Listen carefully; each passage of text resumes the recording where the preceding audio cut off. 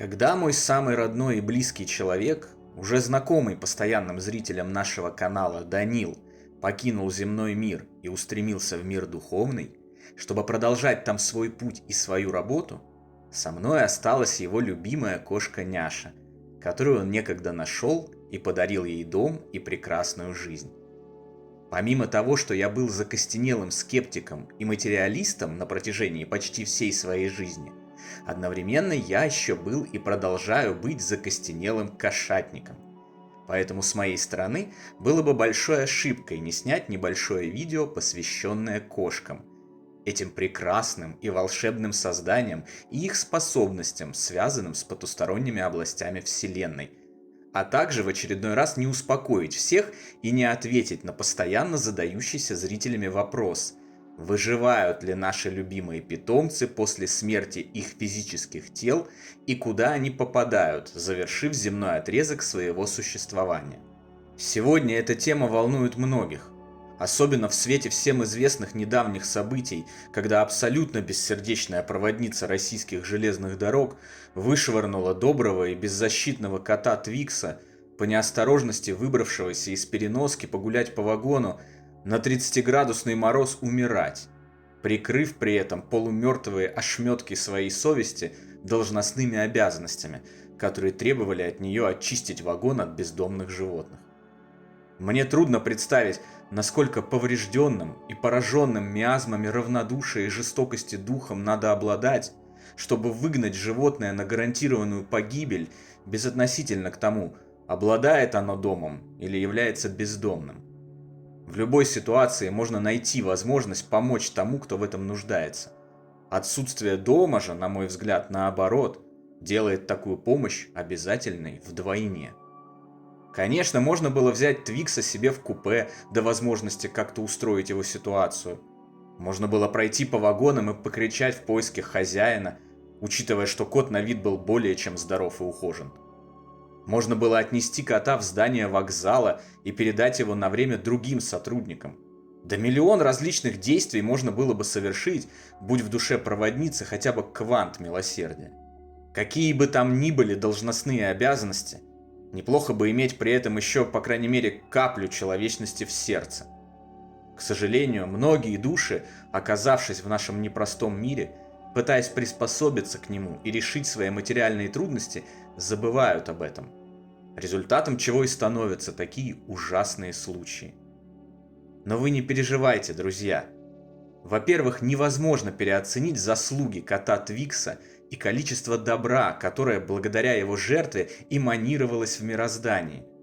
Его еще долго не забудут, а его история многих приведет к осознанию важных истин и ценностей, базирующихся на принципах любви, неравнодушия и добра по отношению ко всем вокруг. Во-вторых, этот милый котик совершенно точно попал в прекрасные духовные сферы, встретил тех, кто позаботится о его духе, никогда его не бросит и будет любить вечно.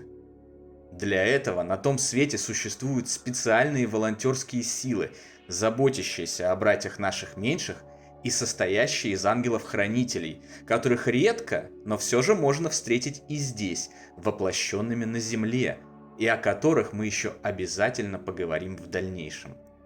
Ну а теперь перейдем непосредственно к теме видео. Как говорил Джон Константин, в исполнении прекрасного актера и просто замечательного высокодуховного человека Киану Ривза в отличном фильме «Константин», кошки живут по обе стороны реальности.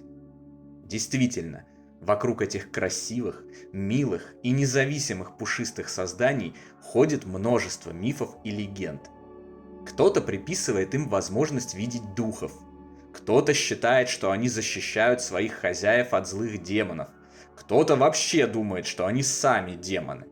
С последним я решительно не соглашусь, так как отлично знаю Няшу. Такое прекрасное и доброе создание просто не может быть демоном. Это же самое может уверенно сказать любой другой кошатник о своих питомцах.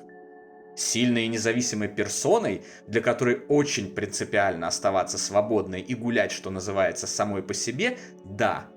Важные птицы, считающие человека слугой, обязанным устраивать ей комфортную и люксовую жизнь, возможно.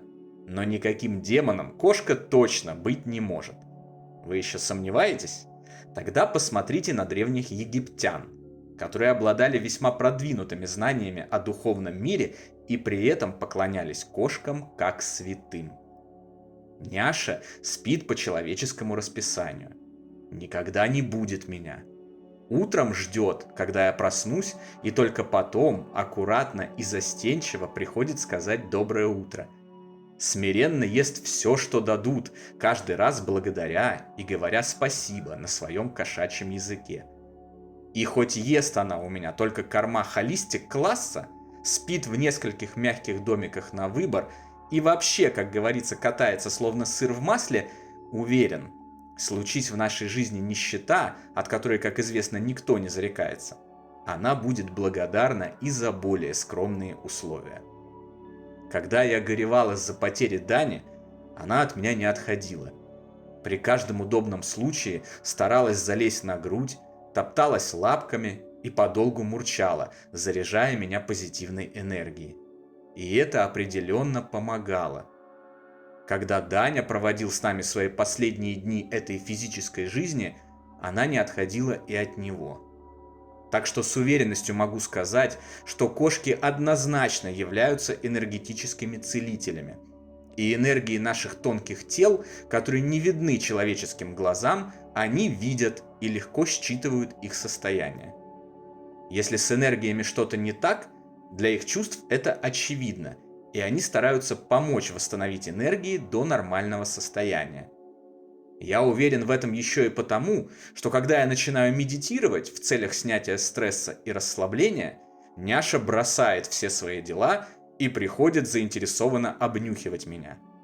При этом я не делаю ничего, что могло бы привлечь ее внимание. Я просто молча лежу на кровати, очищаю сознание от потока мыслей и одна за другой расслабляю каждую часть тела. Значит, она видит изменения в моей энергетической структуре во время медитации, и это заставляет ее поинтересоваться происходящим. Позитивное влияние медитации, как, кстати, и молитвы на организм человека, и так уже доказано научными исследованиями, но действия кошки-няши наглядно это подтверждают. Что же касается способности кошек видеть потусторонний мир, за последние несколько веков было собрано множество свидетельств того, что кошки действительно видят что-то, что пока недоступно человеческому зрению. Их глаза развиты не в пример лучше человеческих, и это само по себе логично. Многие любители усатых-полосатых замечали, что их питомцы порой замирают и, не моргая, смотрят в одну точку пространства, в которой человеческий глаз не замечает ничего. Конечно, они могут видеть там крохотных паучков или пылевых клещей, которые не видны нам. И порой так и бывает. По крайней мере, я иногда разгадывал такое поведение своей кошки, обнаруживая мелких насекомых на стене, куда она и вперивала свой взгляд. Но порой никаких насекомых нет, а кошка может внезапно подскакивать со своего места, вздыбливать шерсть и громко шипеть на кого-то невидимого. Это является признаком того, что рядом находится чей-то дух.